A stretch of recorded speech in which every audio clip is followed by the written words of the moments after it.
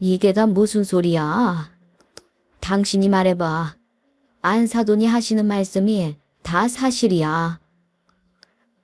여보, 그런 게 아니라, 내가 속이려고 그런 게 아니에요. 내 말 좀 들어봐요. 그러니까 저게 다 진짜란 말이지? 아, 내가 쓰레기를 주워와서 보석인 줄 알고 30년을 넘게 살았구만. 쓰레기라뇨. 내가 그동안 당신이랑 애들 위해서 어떻게 살았는데 어떻게 그런 말을 할 수가 있어요? 어차피 그건 다 지나간 일이잖아요.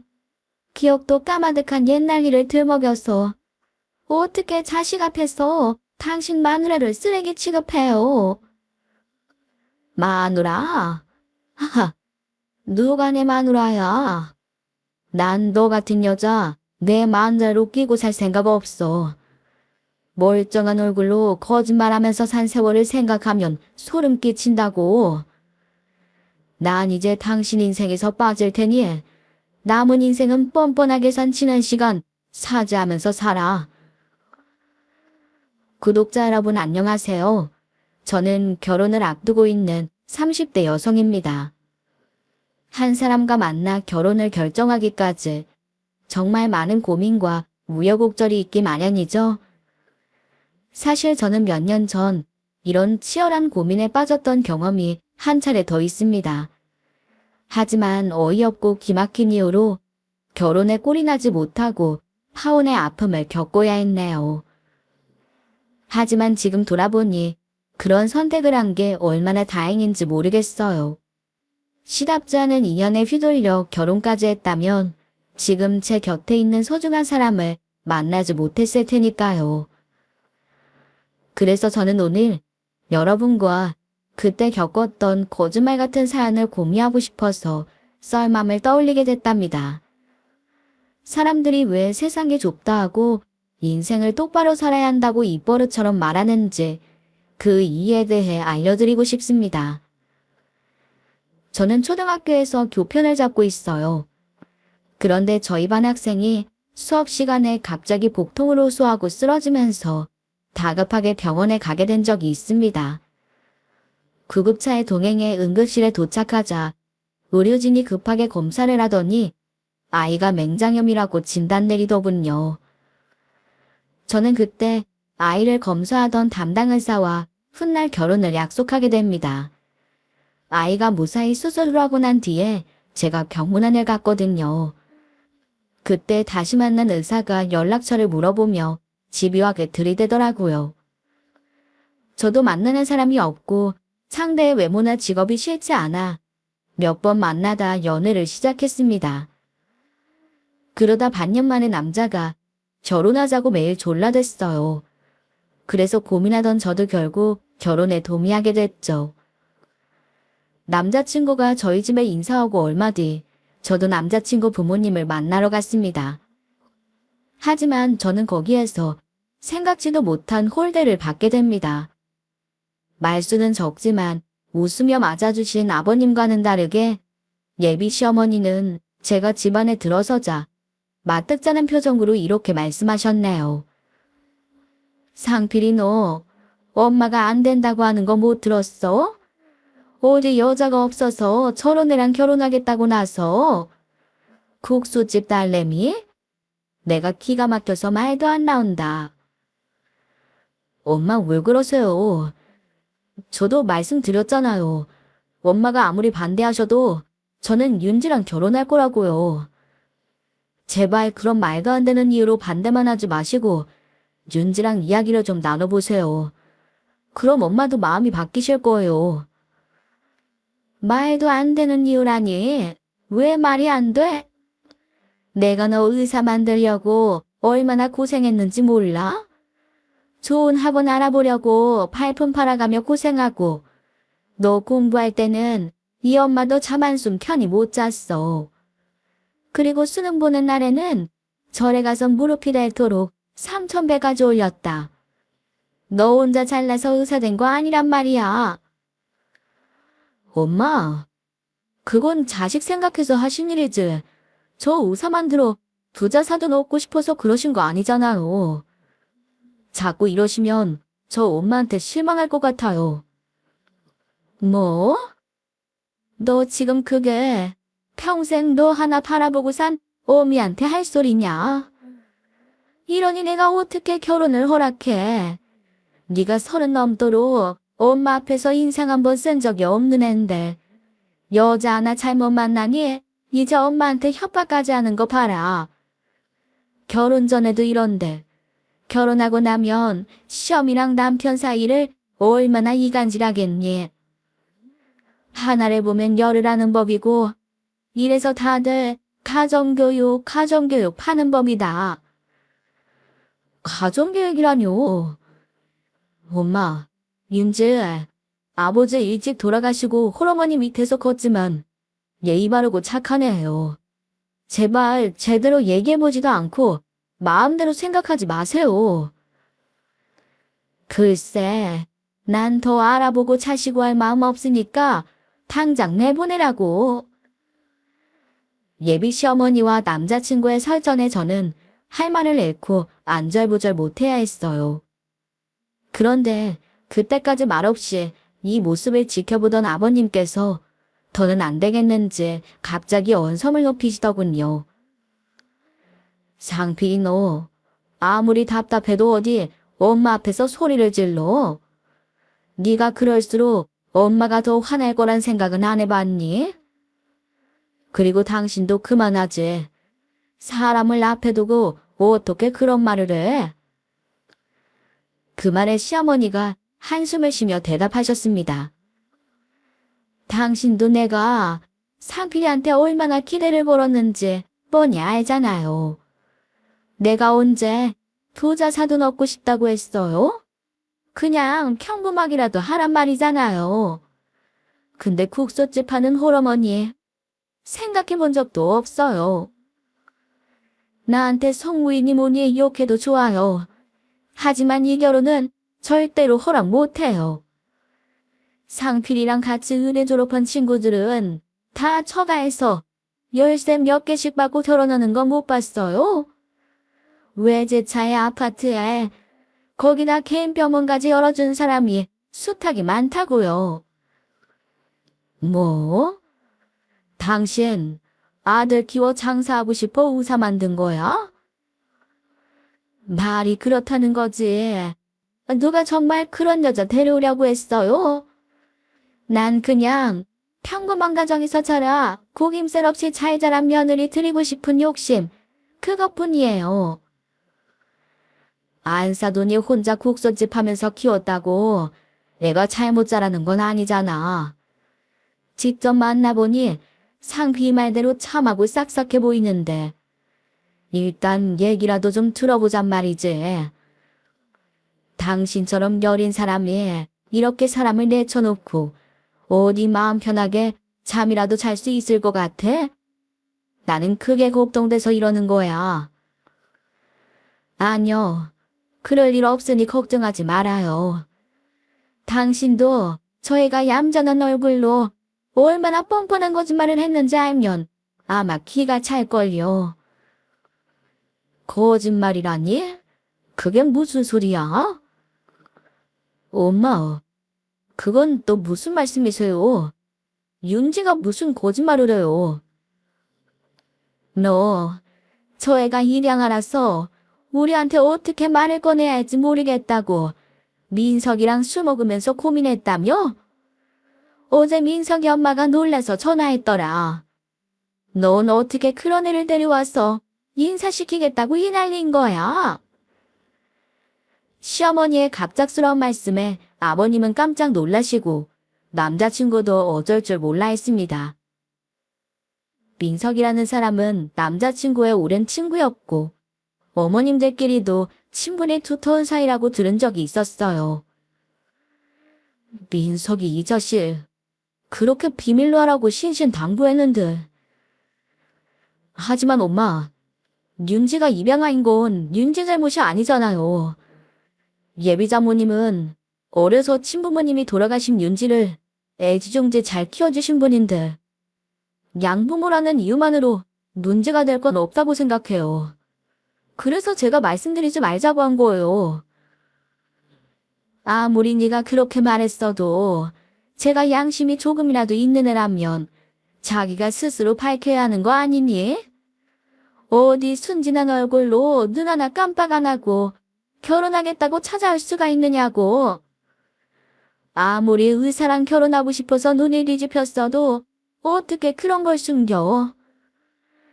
나는 속에 능그렁이 1000마리쯤 들어앉아 있을지 모를 저런 애 며느리로 받아들일 생각 없다. 절대로 안 돼.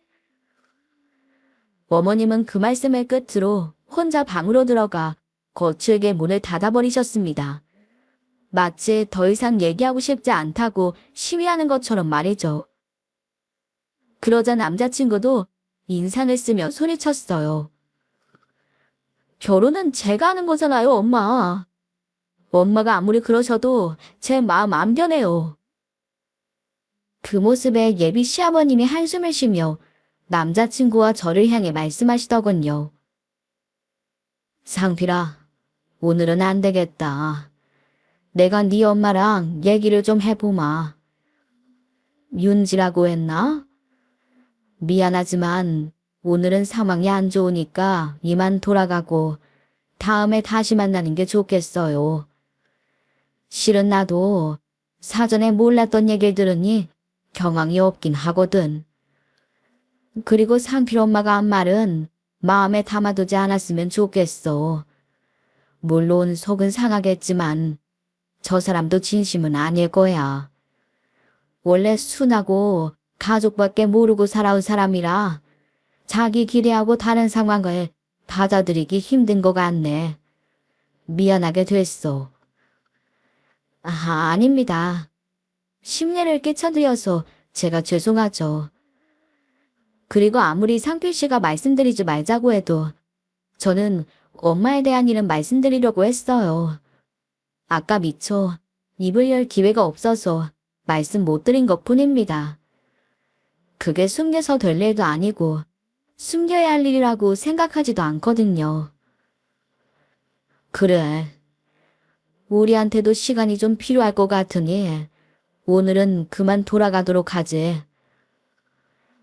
예비 시어머니의 폭언에 비해 훨씬 예의를 갖춘 말씀이었지만 똥물을 뒤집어 쓴 것 같은 기분은 여전했습니다. 그래서 서둘러 밖으로 나온 저는 남자친구를 바라보며 선언했어요. 상필 씨, 사람이 왜 그래? 왜 혼자 마음대로 북치고 장구치고 했어? 나를 의사한테 시집가고 싶어서 안달난 사람이 만들어. 내가 분명히 우리 엄마 친엄마 아니라고 말씀드리라고 했지. 미안해. 나중에 말씀드리려고 했어. 나는 혹시나 우리 부모님이 그 일로 자기를 색안경 끼고 보실까봐.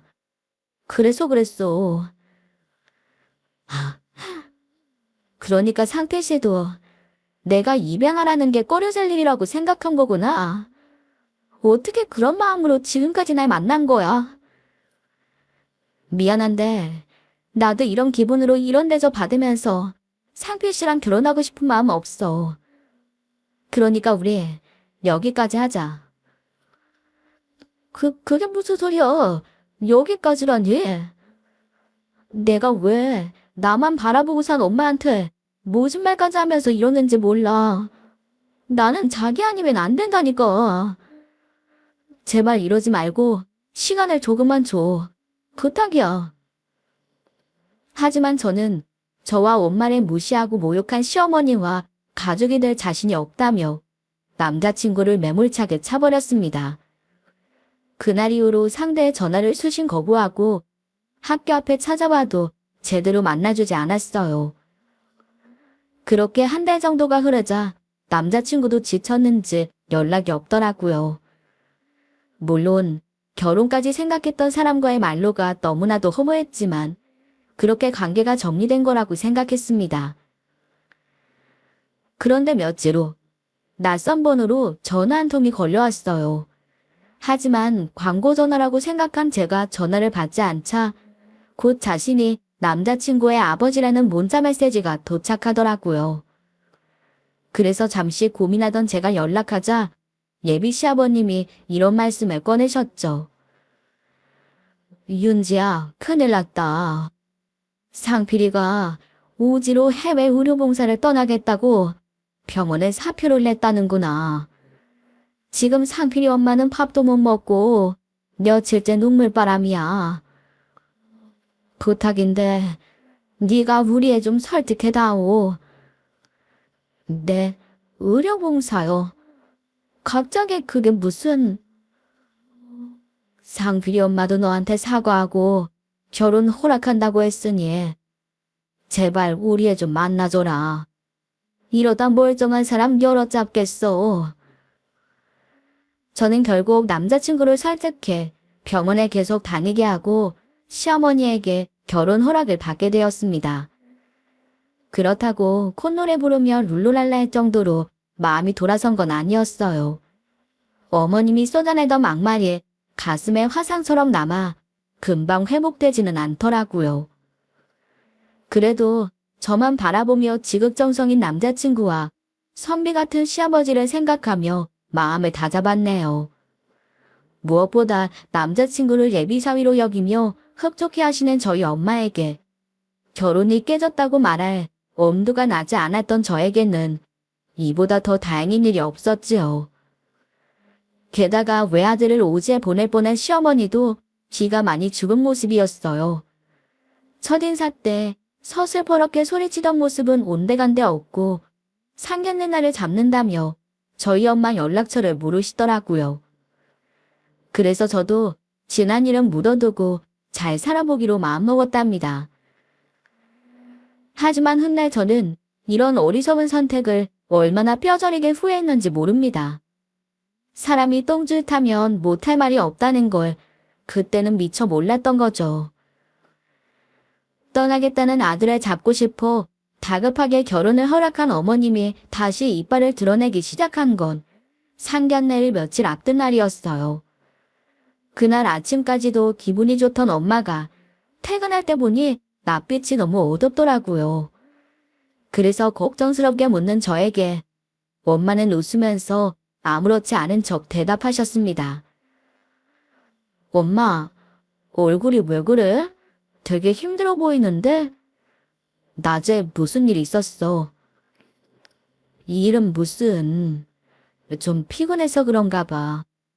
얼른 들어가서 쉬면 괜찮겠지. 그럼 엄마 먼저 들어갈래요? 내가 마감하고 들어갈게. 아니야. 그러지 말고 손님도 없는데 우리 얼른 정리하고 같이 가자. 지금? 엄마가 웬일이에요? 하늘이 들쪽나도 가게 문은 일찍 닫으면 안 된다던 사람이. 정말 무슨 일 있는 거 아니지? 아니라니까. 아 참, 혹시 오늘 상필 씨 어머니가 전화하셨어? 상견례 날 잡는다고 전화하신다고 했는데. 아, 그거? 아유, 그럼 통화했지. 다음 주 일요일에 한정식 집에서 만나자고 연락하셨더라. 그래요? 그거 말고는 별다른 말씀 없으셨어? 혹시 엄마한테 무리하게 긁거나. 그래서 엄마 이렇게 기운 없는 거 아니지? 아유, 무슨 그런 말을 해. 아주 예의 갖춰서 말씀하시더라. 너한테 잘해준다고 걱정 말라고 하시던데? 그래? 그렇다면 다행이고. 저는 내심 시어머니와 저희 엄마의 전화통화가 걱정된 게 사실이었어요. 화가 나면 앞뒤 가리지 않는 시어머니가 엄마를 막대할까봐 신경 쓰이더군요. 엄마는 부모 잃고 오발때 없어진 저를 망설임 없이 입양해 키워주신 분이었어요. 자신의 삶은 전부 포기하고 저만을 위해 살아오셨다고 해도 과언이 아니었죠. 그러니 저에게 엄마는 친부모보다 더 애틋하고 고마운 존재일 수밖에 없었네요. 사실 저와 엄마 사이에는 남들이 넋놓고 들을 숨은 사연이 있답니다. 저희 엄마가 운영하시는 국소집은 원래 외할머니가 운영하시던 가게였어요. 배고픈 사람들을 위해 늘 푸짐하게 음식을 내어주시던 할머니는 사회에 도움이 되고 싶어 미탁모가 되기를 자처하셨다고 합니다. 엄마가 중학생이 된 제게 그때 일을 회상하며 할머니와 친엄마의 이야기를 들려주신 적이 있답니다. 너희 엄마랑 할머니는 세상에 둘도 없을 좋은 사람들이었어. 난 원래 엄마 얼굴도 모르고 트럭 운전하는 아버지랑 살았지. 그러다 아버지가 사고로 돌아가시고 오갈 데가 없어져 고아원에 갔단다. 그런데 고아원 아이들이 어찌나 드세게 텃세를 부리는지 적응을 잘 못하겠더라고. 그래서 늘 울고 있는 나를 원장님이 위탁가정에 갈 수 있게 해주셨고, 그래서 외할머니를 만나게 된 거야. 그때 너희 엄마가 고등학생이었고 난 막 중학교에 입학했을 때였지. 예민한 나이라 집에 객식구가 들어오는 게 싫었을 텐데 너희 엄마는 나를 정말 친동생처럼 잘 챙겨줬어. 사실 그때 할머니도 홀몸으로 딸 자식 키우며 장사하기 힘들었을 텐데 나를 가슴으로 품어주며 정말 잘해주셨단다. 할머니랑 너희 엄마는 나한테 둘도 없을 은인이지. 그랬구나. 전 할머니를 사진으로만 배워서 잘 모르겠어요. 나를 얼마나 예뻐하셨는지 몰라. 자기 핏줄이면 모르겠지만 나는 완전히 남인데 할머니는 유난히 따뜻한 분이셨거든. 그런 분이 갑자기 쓰러지셨을 때 나랑 엄마가 얼마나 놀랐겠니? 그때 너희 엄마랑 나도 곁에서 할머니를 돕긴 했지만 그렇게까지 건강이 나빠지신 줄 몰랐던 거야. 나중에 그게 얼마나 죄스럽던지. 다 커서도 할머니 건강에 신경 쓰지 못한 걸 후회하면서 너희 엄마랑 끌어안고 몇 날 며칠을 울었다. 할머니가 그렇게 갑자기 협심증으로 돌아가시고 둘이 의지하며 계속 장사를 하다 엄마가 먼저 결혼을 했어. 그 뒤로도 우리는 열심히 국수집을 지켰는데 그런 사고가 날 줄 누가 알았겠니? 너를 나한테 맡기고서 벌초 다녀오는 길에 그렇게 둘이 떠나버릴 거라고는 아무도 몰랐을 거야. 친부모님의 사고 이후로 저는 자연스럽게 지금의 양엄마와 살게 되었습니다. 친아버지의 부모님도 일찌감치 돌아가셨고 그 형제들은 여유가 없다는 이유로 저를 맡기 어려워하셨던 것 같아요. 하지만 엄마는 한치의 고민도 없이 국수집을 운영하며 저를 입양해 키우신 거예요.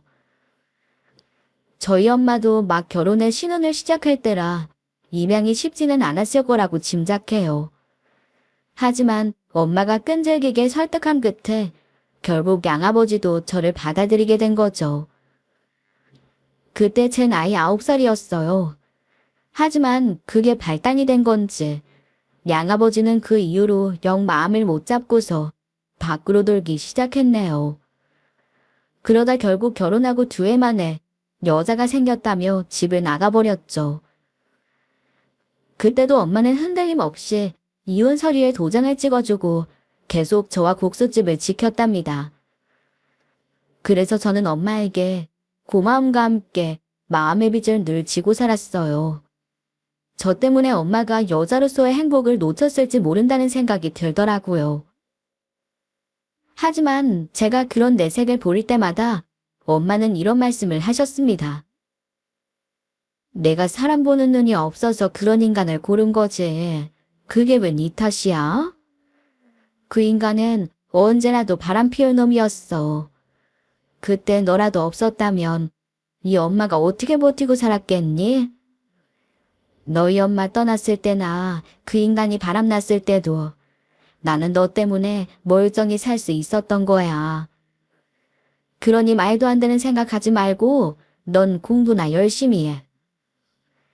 너 혹시 돌잔치 때 뭐 집었는지 들은 적 있니? 돌잔치요? 글쎄요. 엄마가 말해줬던 것 같기도 하고. 연필이라고 한 것 같은데. 그래, 맞아. 네가 연필 집었을 때 너희 엄마 아빠가 엄청 좋아했어. 네가 선생님이 됐으면 좋겠다고 했거든. 그 말을 들은 뒤로 저에게는 교사라는 꿈이 생겼답니다. 그래서 열심히 공부해서 결국 친부모님이 원하시던 선생님이 될 수 있었던 거죠. 저희 엄마는 제가 교대에 입학하자 일주일 동안 국수값의 절반만 받겠다며 좋아서 어쩔 줄을 모르셨어요. 그리고 그날 저녁 제 손을 꼭 붙잡고서 몇 번이고 친엄마 이야기를 들려주다 잠드셨네요. 저와 엄마 사이에는 그런 눈물 나는 사연과 힘들고 긴 세월이 있답니다. 그런데 그저 제가 입양아이고 엄마가 친모가 아니라는 사실만으로 남들에게 손가락질 받아야 할 이유는 없다고 생각했습니다. 하지만 남자친구의 지레짐작으로 실에게 이 사실을 숨기려 한 게 계속 마음에 걸리더라고요. 그렇다고 친부모님께 제가 번듯한 남자와 결혼하는 모습을 보여줄 수 있어 뿌듯하다는 엄마를 실망시키기도 싫었네요. 그래서 무거운 마음으로 상견례 장소까지 나가게 됐죠. 그날 엄마는 아침부터 서둘러 새로 장만한 옷까지 갖춰 입었더라고요. 평소 옷이라고는 눈꽃만큼도 신경 쓰지 않던 엄마가 상견례를 위해 거금해주고 백화점에서 옷까지 새로 사셨어요. 그러면서 가는 내내 이렇게 걱정했습니다. 우리 사위도 의사고 바깥사돈도 대기업 임원하셨던 분이라며? 그런 교양 있는 사람들 앞에서 내가 너무 처지면 안 되는데. 너 혹시 엄마가 이상한 말 하는 것 같거든. 얼른 눈치를 줘. 알겠지? 그게 무슨 소리예요? 엄마가 어따서? 우리 엄마 맨날 주방에서 앞치마 입은 모습만 보다가 이렇게 잘 차려입은 거 보니 부잣집 사모님이 따로 없는데? 사모님은 무슨... 난 그런 거 바란 적 없어. 엄마는 우리 윤지 엄마로 살 수 있는 것만으로도 너무 가분하고 행복했어. 윤지야, 너 결혼하면 엄마도 홀가분하게 엄마 인생 살 테니까 앞으로는 네 남편이랑 시부모님한테만 잘하면서 살아. 괜히 엄마 걱정하지 말고. 알았지? 엄마는 꼭 무슨 마지막 당부처럼 그런 말을 해요. 내가 결혼한다고 어디 가? 신혼집도 우리 집이랑 시댁 딱 중간이라 얼마든지 자주 볼 수 있어요. 그리고 내가 엄마 복수 안 먹고 일주일 버틴 적이 없잖아. 매일은 아니더라도 국수 먹으러 자주 갈 건데 뭐. 그래도 살림하면서 일하려면 눈코 뜰 새 없이 바쁠 테니까. 엄마 잘 못 봐도 잘 지내려니, 무소식이 희소식이려니. 그렇게 생각해. 엄마도 그렇게 생각할게. 왜 자꾸 그런 소리를 내? 걱정 말아요. 나 잘 살게. 그렇게 웃으며 대답했습니다. 그때는 그게 무슨 말인지 전혀 짐작할 수가 없었으니 태평하게 대답한 거죠. 하지만 나중에 생각하니 엄마가 그 말을 하며 얼마나 마음 아팠을지 눈물이 다 나더라고요. 예비 시어머니는 모든 걸 포기하고 저를 받아들인 척을 했지만 사실은 그게 아니었던 거예요. 알고 보니 저희 엄마에게 상견례를 매매로 전화를 해서 가슴에 대못을 박는 소리를 늘어놨던 겁니다. 그 사실은 상견례가 시작되고 몇 분 되지 않아 적나라하게 밝혀집니다. 저희가 상견례 장소에 먼저 도착해서 기다리자 약속 시간이 다 되어 예비 시부모님과 남자친구가 방으로 들어오더군요. 그런데 인사를 나누던 엄마의 얼굴이 어느 순간 차갑게 굳어가는 게 보이더군요. 저는 걱정스러운 눈빛으로 엄마를 바라보는데 눈치 없는 남자친구가 싱글벙글 웃으면서 입을 열었습니다. 음식은 제가 예약할 때 미리 말해놔서 아마 알아서 나을 거예요. 제일 좋은 코스로 시켰으니까 많이 드세요, 장모님. 그래, 고맙네. 그런데 사부인, 혹시 전 모르시겠어요? 그 말에 예비 시어머니가 저희 엄마를 잠시 바라보다 갑자기 눈을 돌리며 당황하는 게 보였습니다. 글쎄요. 저는 여기서 처음 뵙는 것 같은데 제가 워낙 흔하게 생긴 얼굴이라 그런 말 많이 들어요. 에이, 엄마가 무슨 흔한 얼굴이에요. 엄마는 한 번 보면 잊어버리기 힘든 개성 있는 얼굴이죠. 근데 저희 엄마 예전부터 외국 배우 닮았다는 말씀 많이 들었어요. 서구적으로 생기고 키도 크시잖아요. 아마 그래서 그럴 거예요. 남편의 말에도 저희 엄마는 뭐가 그렇게 궁금하신지 여전히 미심쩍은 표정으로 조심스럽게 물으시더군요. 혹시 사부인 성함이 어떻게 되시는지. 저희 엄마 성함이. 그때 예비 시어머니가 갑자기 아들의 말을 자르며 원성을 높였습니다. 너는 어른들 얘기하는데 왜 이렇게 톡톡 끼어들어? 쓸데없는 소리 하지 말고 어서 음식 빨리 내오라고 해. 비싼 곳이라더니 서비스가 왜 이렇게 형편없어? 엄마, 갑자기 왜 이렇게 예민하세요? 제가 입으로 천천히 좀 달라고 했어요. 엄마가 예단이랑 혼수 얘기랑 할 게 많다고 하셨잖아요. 그러자 시어머니가 한숨을 쉬더니 갑자기 겉옷과 가방을 주섬주섬 챙기며 이렇게 말씀하시더군요. 아무래도 나는 속이 안 좋아서 먼저 일어나 봐야 할 것 같다. 저기 죄송합니다. 자세한 얘기는 나중에 전화로 하죠. 오늘은 제가 몸이 좀 안 좋아서요. 이 사람 어디가 어떻게 안 좋아서 이래? 아까까지는 멀쩡하더니 영 못 참겠는 거야? 아, 안 될 것 같으니 그러죠. 얼른 병원부터 가봐야겠어요. 어서 일어나요. 그런데 그때 저희 엄마가 갑자기 일어서는 시어머니의 팔을 잡고 좀 전에 한 것과 같은 말을 재차 물었습니다. 사부인, 갈 때 가시더라도 성함이라도 말씀해주고 가세요. 아니, 지금 사람이 아프다는데 그깟 이름이 뭐 대수라고 자꾸 이래요. 이거 못 나요. 시어머니는 자신의 손을 붙잡는 엄마의 팔을 뿌리치고 신경질스럽게 내뱉었습니다. 그 바람에 덩달아 놀란 제가 엄마를 말리며 물었네요. 엄마 왜 그러세요? 저희 어머님 함자는 미자 숙자라고 들었어요. 맞지 상쾌씨? 한데 제 말이 끝나기가 무섭게 갑자기 얼굴색이 변한 엄마가 벌떡 일어서더니 나가려던 시어머니의 앞을 막아섰어요. 그 모습에 자리에 있던 모두가 놀라서 저희 엄마를 바라봤죠.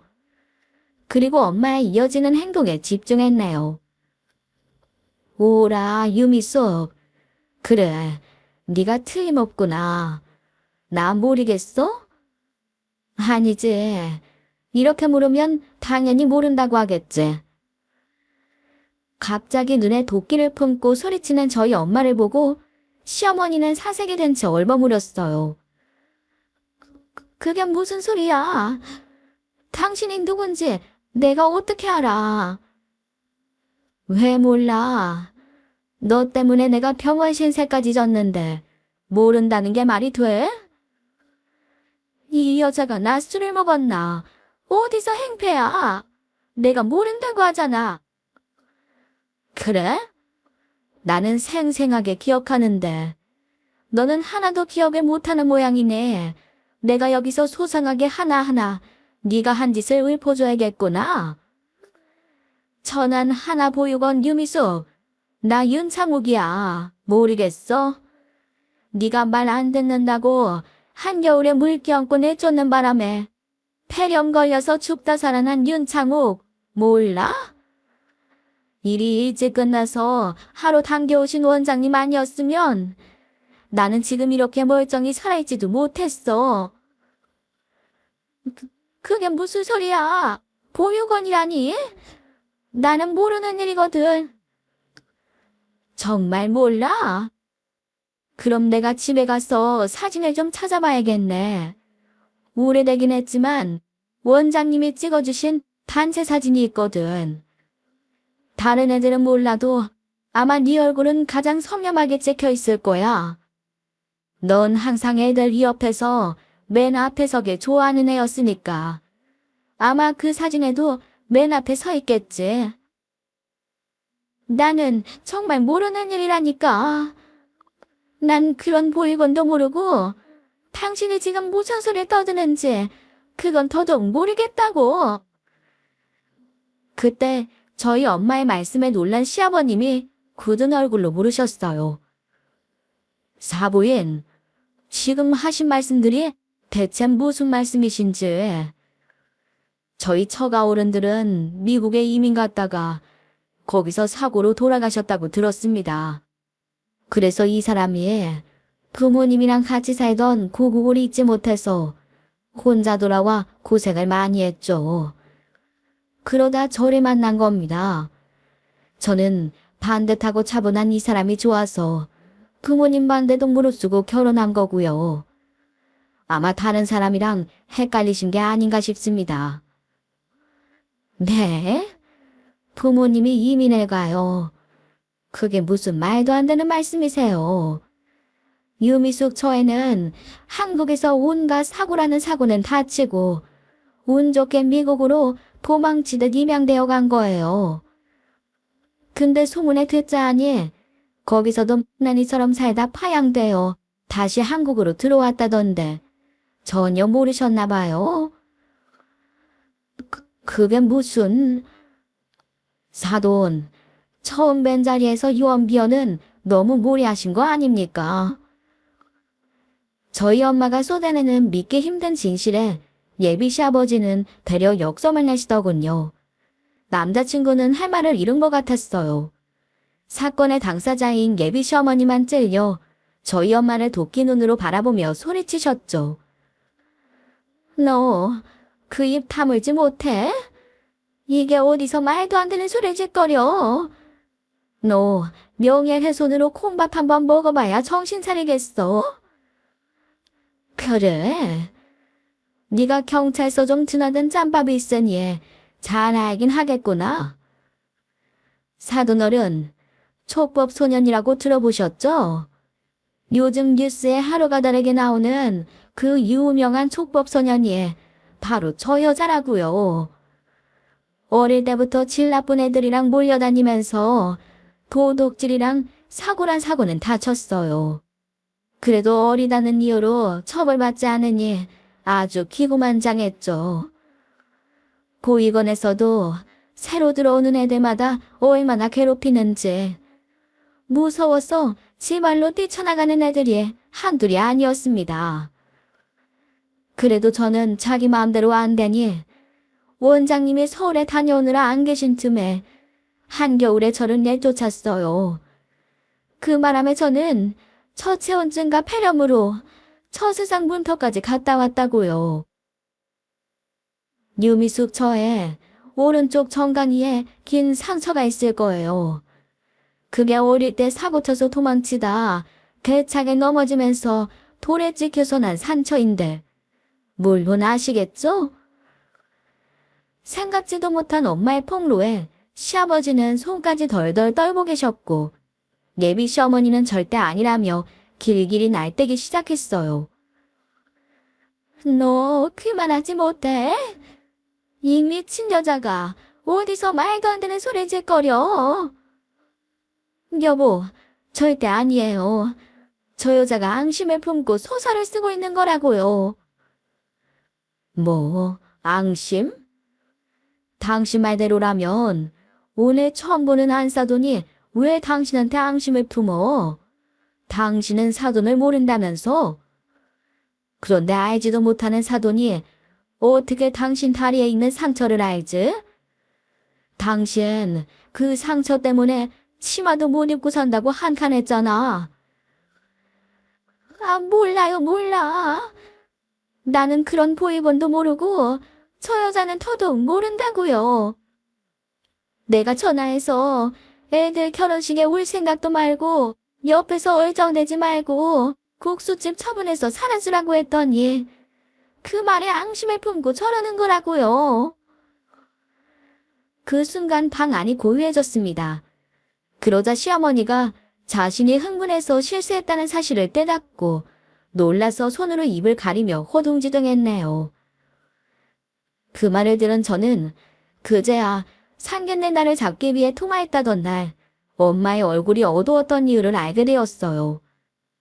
제가 속으로 깊은 한숨을 쉬고 있을 때 엄마가 다시 말씀을 시작하셨습니다.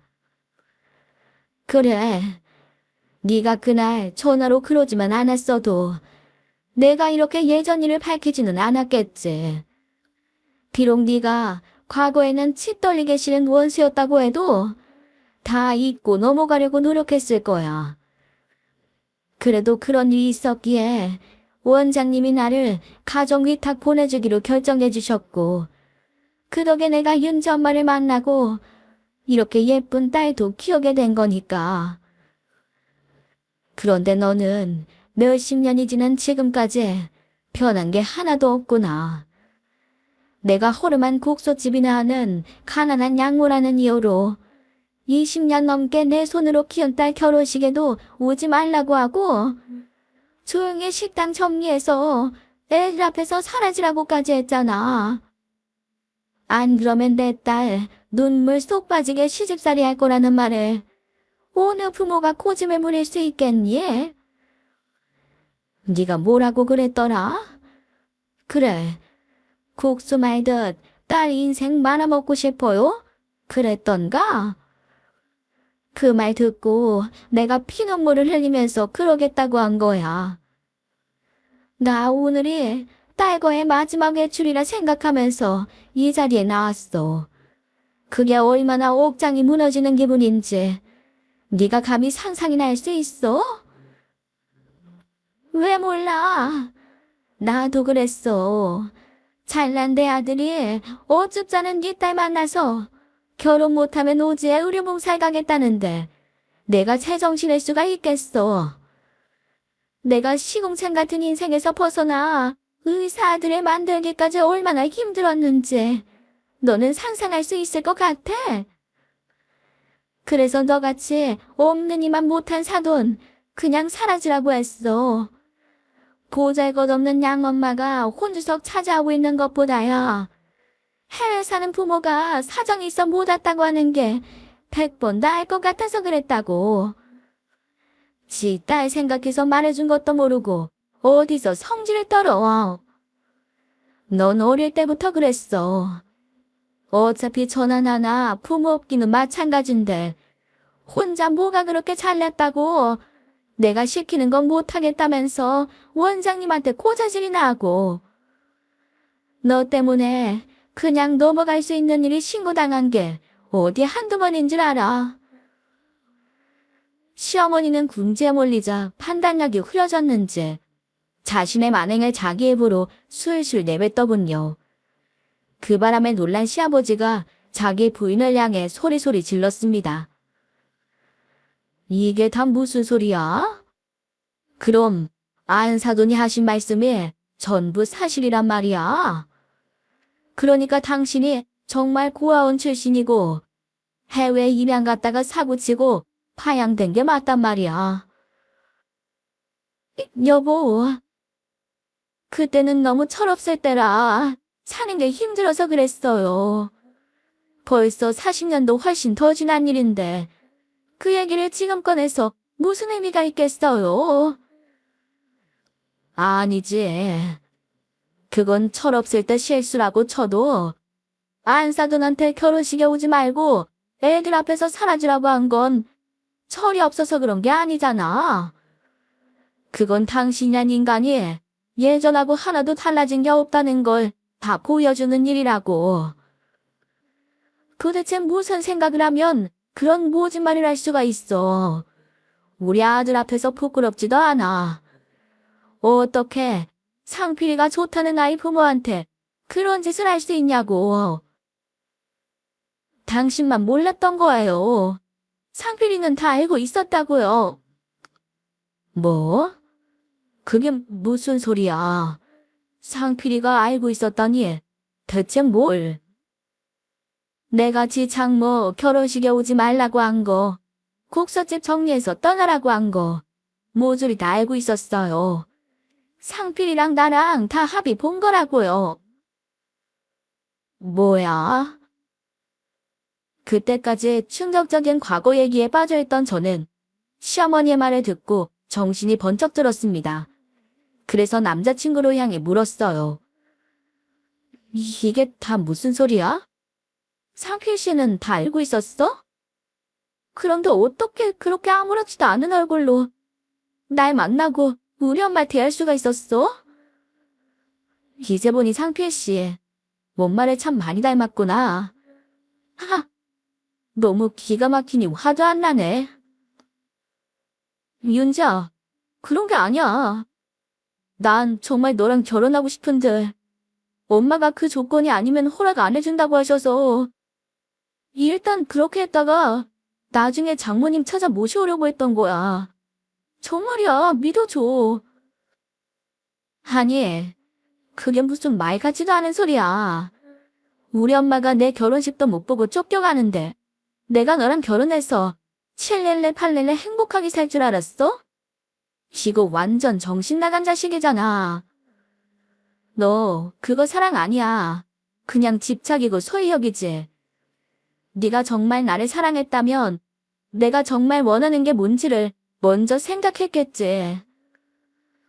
내가 엄마랑 얼마나 애틋한지 알면서 어떻게 그런 짓을 할 수가 있어? 너는 내가 행복한 것보다 그저 네 옆에 있는 게 더 중요한 인간이야. 난 너 같은 인간이랑 결혼할 일 없어. 아니, 다시는 내 눈앞에 나타나지도 마. 소름 끼치니까. 냉기가 뚝뚝 흐르는 제 말에 남자친구는 눈물을 철철 흘리며 매달렸어요. 안 돼, 윤지야. 내가 이제야 너랑 결혼하게 됐는데 고작 이딴 이유로 너랑 헤어질 것 같아? 절대 안 돼. 뭐라고? 내가 네 장난감인 줄 알아? 너는 처음부터 의료봉사 따위는 갈 생각도 없었어. 그냥 너희 엄마 협박하려고 쇼했던 것뿐이잖아. 이기적이고 못돼 먹은 게 어쩜 모자가 그렇게 닮았는지 정말 감탄스러울 지경이다. 우리는 이만 갈 테니까 나머지는 꼭 닮은 두 사람이 해결해. 이윤자, 안 돼. 장모님, 제가 잘못했습니다. 제가 평생 사죄하면서 살게요. 그러니까 제발 우리 윤지 좀 말려주세요. 저 정말 윤지 사랑해서 그런 거예요. 내 딸이 싫다잖아. 그리고 100번 양보해서 자네가 윤지를 너무 좋아해서 그랬다고 쳐도 자네 엄마가 어떤 사람인지 알고 나서는 나도 이 결혼 절대 허락 못하네. 저런 시어머니 밑에서 내 딸이 산송장되는 꼴을 어떻게 보겠나? 그러니 자네도 미련 버리고 갈 길 가게. 그렇게 돌아서는 저희의 등 뒤로 소리치는 남자친구의 목소리와 분노에 떠는 시아버지의 음성이 들려왔어요. 거기에 남편과 자식에게 손절당해 울부짖는 여자의 오해라는 소리도 들리더군요. 너 그동안 세상 착한 여자인 척 속이고 형 모양 척 가면 쓰고 살아온 걸 생각하면 이가 갈려. 다시는 내 앞에 나타날 생각하지 말고 당장 짐 챙겨서 나가. 그게 무슨 소리예요? 그건 다 지나간 과거라고 했잖아요. 내 집 놔두고 가긴 어딜 가란 말이에요. 내가 예점을 생각해서 어디 월세라도 얻을 수 있는 돈은 줄 테니 끌려 나가고 싶지 않으면 네 말로 나가. 나 이 나이 이때까지 남들한테 손가락질 받을 일 안 하고 살았어. 근데 내 마누라가 뭐가 어째. 우리 부모님이 그렇게 결혼을 반대하시더니 다 이유가 있었지. 그것도 모르고 부모님 눈에 눈물 빼면서 기어코 이 결혼을 했으니 내가 그 불효를 다 어떻게 갚을지 암담하다 암담해. 내 신세 망친 것도 모자라서 하나 있는 아들 인생 더 망치지 말고 조용히 사라져. 네가 그런 인간이라는 거 밝혀지기라도 하면 상필이가 어디에 제대로 된 여자 만날 수 있을 것 같아. 알긴 누가 어떻게 알아요. 당신도 평생 모르고 살았잖아. 세상에 비밀이 있는 줄 알아. 언제 어디서 또 누가 나타날지 모르는 일이야. 난 불안해서 더 이상 너랑 못 살겠으니까 남은 인생은 어디 혼자 잘 살아봐. 이 인간이 무인간 파츠부로 풀어먹을 땐 좋다더니 혹시라도 네 얼굴에 먹칠할까봐 평생 산 마누라를 내쳐. 너는 그렇게 체면이 중요하니? 체면이 아니라 사람 사는 도리를 말하는 거야. 너처럼 인간이기를 포기한 여자랑 더 살 자신이 없다고? 내가 평생 헌신한 게 있는데 그깟 돈 몇 푼 주고 물러나라고. 말도 안 돼. 소송을 해도 재산을 반은 가져올 수 있다던데 어디서 말 같지도 않은 소리야. 그건 내가 재산이 있을 때 얘기고 우리가 지금 무슨 재산이 있어? 의심 많은 당신이 내가 퇴직하고 사기라도 당할까봐 집이고 상가고 진즉에 상필이한테 칭해주라고 했잖아. 그나마 상가 사고 몇 푼 남은 퇴직금 말고는 빈털털이나 다름없어. 그러니 주고 싶어도 나눠줄 게 없다고. 말도 안 돼. 상필아, 너 이대로 엄마 빈손으로 나가게 할 생각은 아니지? 이게 다 누구 때문인데 저한테 그런 말씀을 하시는 거예요? 과거도 속인 주제 왜 윤지 어머니는 들쑤셔서 일을 이렇게 만드셨냐고요? 저 엄마 도와드릴 생각 없으니까 엄마 힘으로 사세요. 이후 저에게 미련을 버리지 못한 전 남자친구가 한동안 집 앞에 찾아와 묻지도 않은 자기 부모 얘기를 떠들더라고요. 윤지야, 장모님한테 말씀드려. 우리 엄마 아빠한테 쫓겨나서 지금 월세 봐먹고 공공근로 하면서 껌 떼고 다니신단 말이야. 이 정도면 벌은 퍽퍽히 받은 거 아니야? 그러니까 제발 나 좀 다시 만나줘. 문 좀 열어보라고. 그렇게 하루가 멀다 하고 찾아오는 남자 때문에 골머리를 앓던 저희는 결국 집을 이사하고 독서집도 새롭게 단장에 옮기게 됐습니다. 저는 오랜 시간 정들어온 집과 가게를 옮겨야 하는 게 미안해서 엄마를 향해 이렇게 말했네요. 미안해요, 엄마. 그 손때 묻은 가게를 나 때문에 옮기다니. 면목 없어요, 정말. 괜찮아. 인생 공부하려면 그 정도의 대가는 치러야 하는 거니까. 우리 독하게 공부했다고 치고 다음에는 제대로 된 사람을 골라보자. 그리고 어차피 가게도 너무 낡아서 더 나은 곳으로 옮겨보고 싶은 마음이 있었어. 마침 이 기회에 새로 시작한다고 생각하지 뭐. 그렇게 엄마는 새로운 건물에서 다시 영업을 시작했습니다. 그런데 이게 무슨 운명의 장난일까요? 제가 엄마의 새로운 가게에 일을 도와주러 다니다 그 건물주의 아들과 인연이 맺어지게 됐어요. 인상이 푸근하고 마음씨가 좋은 건물주 아주머니에게는 아들이 하나 있었거든요. 저희가 2층에 국소집을 열었는데 같은 건물 2층에서 그 건물주의 아들이 태권도장을 하고 있었던 거예요. 그래서 엄마의 국소집에 밥을 먹으러 오던 남자와 제가 서로에게 호감을 갖게 된 거죠. 그렇게 새로운 사랑을 시작한 지도 벌써 3년이 넘었습니다. 저는 한 번의 실수를 했던 터라 이번에는 충분한 시간을 가지고 상대와 그 가족에 대해 살펴봤습니다. 그런데 시간이 지나면 지날수록 예비신랑과 그 어머니가 진국이라는 걸 알게 되네요. 건물주인 예비시어머니는 혼자 힘으로 어렵게 재산을 내군 분이라 사람의 마음을 잘 아시더라고요. 그래서 건물 월세를 거의 10년 가까이 올리지 않고 있다고 하더군요. 주변에서도 시어머니와 예의 바르고 건실한 그 아들에 대한 칭찬이 줄을 이었죠. 그래서 저는 결국 심사숙고 끝에 내년 봄에 결혼식을 앞두고 있습니다. 홀로 자식을 키우신 공통점이 있는 두 어머니들은 벌써 의기투 앞에 신혼집이며 가구를 보러 다니시느라 신이 나셨어요.